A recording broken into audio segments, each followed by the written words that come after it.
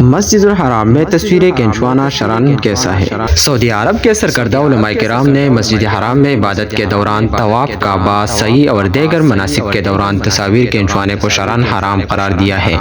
علماء کا کہنا ہے کہ لوگوں میں تشہیر کے غرض سے تصاویر اتارنا عبادت میں اخلاص کی نفی کے مترادف ہے۔ علماء کرام کی جانب سے جاری کردہ ایک بیان میں کہا گیا ہے کہ مساجد صرف اللہ کی عبادت کے لیے مختص ہے، انہیں کسی دنیاوی مقاصد یا تفریحی مشاغل کے لیے استعمال کرنے کا کوئی جواز نہیں ہے۔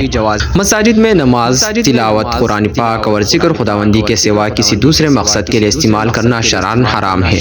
مسجد حرام میں منعقدہ ایک سیمینار کے بعد جاری کردہ مشترکہ فتوے میں کہا گیا ہے کہ مساجد کا تقدس قائم رکھنا ہر مسلمان کا شرعی فریضہ ہے۔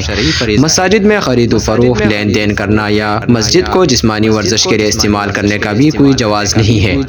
علماء کرام نے مسجد حرام میں معذور افراد کے لیے کرائے پر ویل چیئر کی فراہمی کی حمایت کی ہے، تاہم انہوں نے زور دیا ہے کہ ویل چیئر کرائے پر فراہم کرنے والے افراد لین دین کے تمام امور مسجد کے باہر طے کریں۔ علماء کرام کا یہ بھی کہنا ہے کہ مسجد کی راہداریوں پر بیٹھنا، کھانے پینے کی اشیاء اندر لانا اور خواتین کا مردوں اور مردوں کا خواتین کے لیے مختص مقامات میں بیٹھنا بھی شرعاً ممنوع ہے۔ خیال رہے کہ علماء کرام نے مسجد حرام میں تصاویر بنوانے کو ایک ایسے وقت میں حرام قرار دیا ہے جب عمرہ اور حج کے دوران عازمین اپنی تصاویر اتارنے کے بعد سوشل میڈیا پر پوسٹ کرتے رہتے ہیں، جس پر مذہبی حلقوں کی جانب سے شدید رد عمل سامنے آیا تھا۔ اس سے قبل بھی علماء نے مسجد حرام میں تصاویر بنوانا ممنوع قرار دیا ہے۔